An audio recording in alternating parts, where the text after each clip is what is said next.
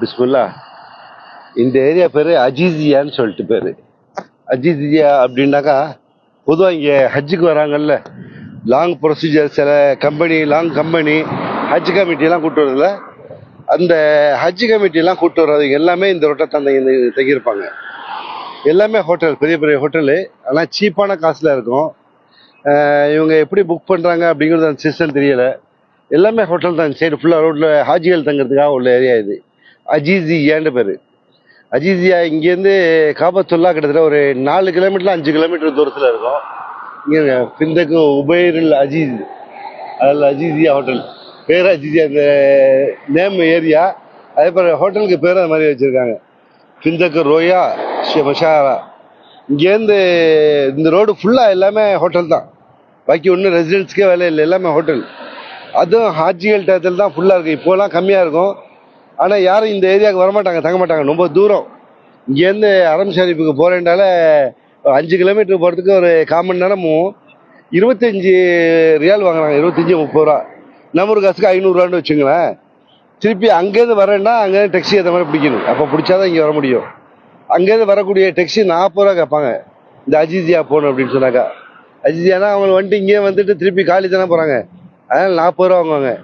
அந்த ஏரியா இந்த ஏரியா இது அஜீசியான்னு பேர். இது ஹஜ் கமிட்டி, தமிழக ஹஜ் கமிட்டியும் பாக்கி நார்த்தில் உள்ள ஹஜ்ஜிகளும் இங்கே தான் தங்குவாங்கன்னு நினைக்கிறேன். இங்கே வந்துட்டாங்கன்னாக்கா சாப்பாடு இந்த ஏரியாலாம் கொஞ்சம் கஷ்டம். ஒரு இடத்துலேருந்து ஒரு இடம் போகிறது ரொம்ப தூரம், அவ்வளோ தூரமாகும். பாக்கி எல்லாம் காம்ப்ளெக்ஸு இது மாதிரி இருக்குது. ஆனால் லக்ஸரியாக தங்கியிருப்பாங்க. ஆனால் சாப்பாட்டுக்கு அது மாதிரி வெளியில் போய் வாங்குறதுக்கு கொள்றதெல்லாம் கொஞ்சம் கஷ்டமாக தான் இருக்கும். ஏன்னா மத்தாமுல் மஹாபாஸ் குப்ஸு கடை ரெஸ்டாரண்ட்னு போட்டிருக்குது. இதில் என்ன, இங்கெல்லாம் போய் நம்ம சாப்பிட முடியாது. ஒரு சாப்பாடு உட்காந்தாலே 100 ரியால் 200 ரியால் கேட்பாங்க. 200 ரியால்டா 5000 ரூபா ஆயிடுச்சு. அது அரபிகளுக்கு அவங்களுக்கு பிரச்சனை இல்லை, இங்கே உள்ளவங்களுக்கு அப்படி கஷ்டம் தானே. டெக்ஸி பாருங்க, இங்கே டெக்ஸி அவங்க ரெஸ்ட் எடுக்கிறாங்க. டெக்ஸியெல்லாம் இங்கே ஓட்டுறது தான். இருந்தாலும் ஒரு நிம்மதி, சட்டங்கள் கரெக்டாக இருக்கிறதுனால நிம்மதியாக வாழ்றாங்க, அவ்வளோதான், வேற ஒன்றும் இல்லை. பாக்கி சவுதியில் பணம் ஏர்ன் பண்ணுறது கஷ்டம் தான். பெரிய பெரிய கம்பெனியில் ஒர்க் பண்ணுறவங்களுக்கும் வந்துடும். பாக்கி ஜித்தாங்கிற டவுன் சொல்கிறாங்க, அங்கே போய் ரஷ்ஷாக இருக்கும். ஜித்தா இங்கேருந்து ஒரு 75 கிலோமீட்டர் ஜித்தா. ஓகே. ஆனால் என்னத்த சொன்னாலும் நம்ம இந்தியாவுக்கு ஈக்குவல் நான் சொல்லவே மாட்டேன். பாக்கி நான் கல்ஃபில் யூஏயில் இருந்தேன்.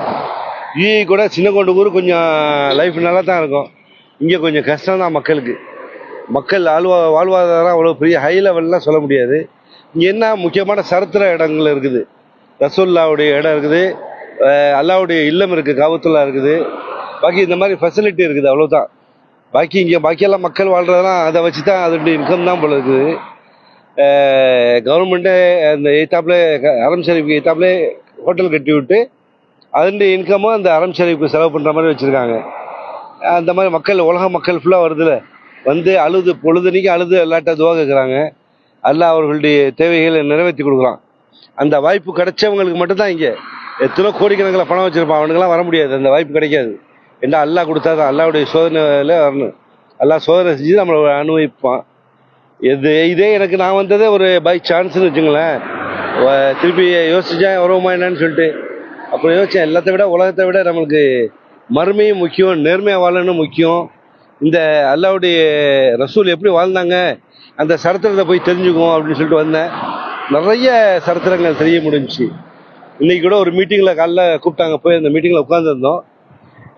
காபத்துல்லாவை பற்றி சொல்லும் போதே கிட்டத்தட்ட 8500 வருஷம் சொல்கிறாங்க.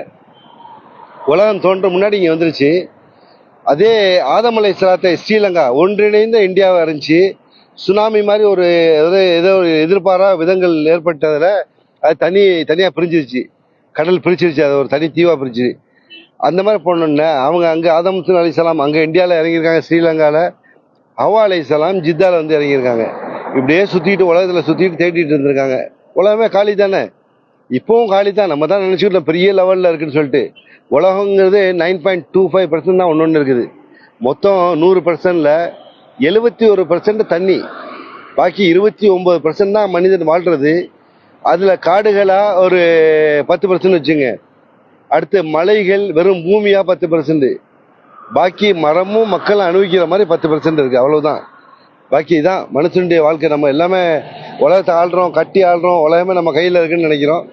மனுஷனுடைய ஆயிலும் ஆண்டவன் கம்மியாக கொடுத்துருக்கான். அதே போல் மனிதனுக்கு கிடைச்சிருக்க பூமியுடைய கெப்பாசிட்டியும் 9.3 9.5 கெப்பாசிட்டி தான். பாக்கி எல்லாம் தண்ணி, மரங்கள், மலைகள் இப்படி தான். பாக்கி இந்த 9.5 வச்சுக்கிட்டு தான் நம்ம உலகத்தில் குளிக்கிறோம்னு வச்சுங்களேன். அல்ஹம்துலில்லாஹ்.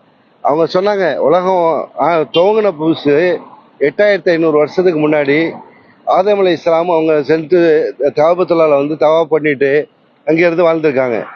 அவங்களுக்கு அடுத்து 2000 வருஷத்துக்கு பிறகு நூஹ் அலைஹிஸ்ஸலாம்னு சொல்லிட்டு ஒரு நபி வந்திருக்காங்க. நூஹ் அலைஹிஸ்ஸலாம். நூஹ் அலைஹிஸ்ஸலாத்துடைய கூட்டம் அழிக்கப்பட்டுடுச்சு. நூஹ் அலைஹிஸ்ஸலாத்துடைய கூட்டம் அவங்களும் இறந்த ஏற்பாடு. அதுக்கு பிறகு இப்ராஹிம் அலைஹிஸ்ஸலாம் வந்திருக்காங்க.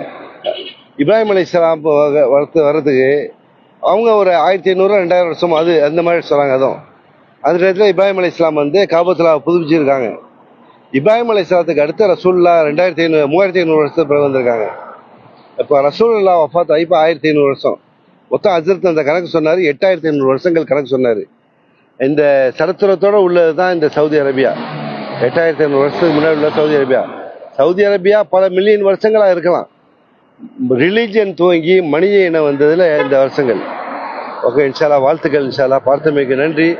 தகவலுடன் நான் முபாரக். இஸ்மாயில் நெல்லை. ஓகே தம்பி, வாழ்த்துக்கள் தம்பி. இஸ்மாயில் பார்க்குறாரு, நெல்லையிலேருந்து பார்க்குறாரு. நெல்லை இஸ்மாயில், சந்தோஷம், வாழ்த்துக்கள். இந்த தகவல்களோட மக்கா, இந்த இடத்து பேர் அஜீசியா ஏரியாவிலேருந்து லைவ் பண்ணியிருக்கேன். இந்த ஏரியாவில் தான் ஃபுல்லாக ஹாஜிகள் வந்து இங்கே தங்கக்கூடிய ஏரியா. ஹஜ்ஜிகள் வந்து தங்கிட்டு இங்கேருந்து ஹரம் ஷரீஃப் 5 கிலோமீட்டர் அங்கே போயிட்டு ஹரம் ஷரீஃபில் இருந்து அன்னைக்கு ஃபுல்லாக இபாதத்து பண்ணிட்டு திருப்பி நைட்டு படுக்கிறது இங்கே வந்துடுவாங்க. வரும்போது 40 ரூபா, போகும்போது 25 ரூபா ஷேரிங் பண்ணிக்கலாம். ஒரு 3-4 பேர் சேர்ந்து ஷேர் பண்ணி போவாங்க. அதில் வாழ்த்துக்களுடன் நான் முபாரக். நன்றி, பார்த்தமைக்கு நன்றி.